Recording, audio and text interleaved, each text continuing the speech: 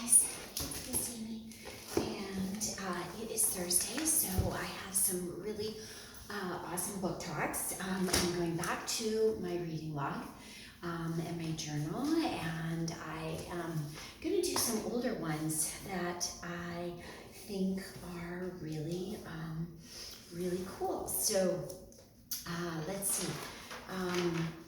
This one, Falling In, by Frances O'Rourke Dowell, is high fantasy. Isabella is different and isn't sure why she irritates teachers. She loves fairy tales until the day she falls into another world where a witch supposedly lives, eating and stealing children. Why is she here? Who is she really? Is Greet a witch, or who is she? This was fun, a kind of twist on a typical fairy tale, and I loved that she fell into a tale and a story. So, fun story, and it's been around for a while. So I wanted to highlight some stories that have been around for a while. Okay, so this one, this is Patricia McLaughlin, who I love. This was a quick read. This is only, 130 pages, so it's not a whole lot. It's a very quick read, but I loved this story. She has delicious language, and I would love to be teaching school and be able to use this right now. It reminds me of when I was teaching third grade. It's a quick read, and it's really a story about inspiring kids to read and to write stories. I loved the characters and their lives and their writings, and I just love this. I recommend this to all teachers who are trying to inspire their students to write. This is just a fabulous book that does that, and yeah, love it. I would say that this, along with Sharon Creech's newest book, which is yet to come out, which is called One Time,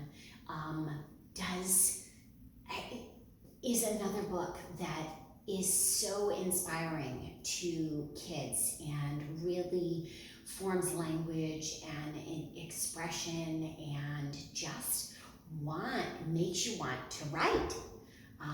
So both these books, this Sharon Creech's One Time, which is yet to come out. It comes out soon. And I can't wait for it to come out so that I can actually give the book to other kids. And I had the privilege of reading it as an ARC, an advanced reader copy, because Sharon gave me a copy of that. So thrilled. Anyways, okay, so this has got to be my all-time favorite Graham Base story. It is a picture book, but it is definitely a picture book for olders. I think I did this when I was in college, I think is when I read this for the first time. And I loved it because it is a puzzle. There is a puzzle and a code to crack on every single page.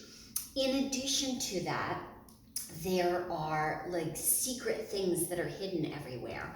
There are, I think, 100 mice, itty bitty mice, that are hidden in borders and edges and stuff throughout the entire story. Morse code, just all kinds of things. I spent days and days working through each of the puzzles and the clues and everything to discover this mystery. Such an eloquent challenge. And I could not, literally days working on this. And I had notes, sticky notes everywhere each time I completed another puzzle or found another piece. So really cool. This would be a great partner activity. This would be a great activity that you could assign each page to kids in a classroom, and then work through the puzzle together after each group or one child in middle school or whatever figures out the puzzle. Just really, really fun. So love that. This one is called The 68 Rooms and by Marianne Malone. And this story is, I have it right here, The 68 Rooms. This is a magical story connecting history of French Revolution, the witch trials in Salem, and the Thorn Rooms in the Art Institute in Chicago. So the 68 rooms are really miniature rooms that are on display in the Art Museum in Chicago. And Jack and Ruthie have an unbelievable adventure. Reminded me a little of the mixed up files of Mrs. Basil E. Frankweller, because the key is the key. And that's all I'm going to say. It is an unbelievable adventure, and I learned a lot about the historical nature of these miniature rooms. And I had an aunt, Alice, who loved and built miniature rooms, and I used to love to look at them and move things around when I was a kid, when I got to visit her. So love this. Really cool mystery and adventure and fantasy. The last one that I want to do is Cloud Tea Monkeys, and this is by Mal Pete and Elspeth Graham, and illustrated by Juan Wingard. And this, again, is a short story, but it's really beautifully done. So you can see some of the illustrations, the text in this story. Let's see, Cloud Tea Monkeys is a story which is a little magical, a story of innocence and treasure worth its weight in gold. And it is beautifully illustrated, and just a sweet story. And you could read it aloud in a couple days or even like an hour sitting. It wouldn't take long, and it's just a really sweet story about tea. And you could drink some tea while you do it. So I hope that you check some of these older books out in the library. Try them with your classrooms. Read them aloud. Many of these are super read-alouds.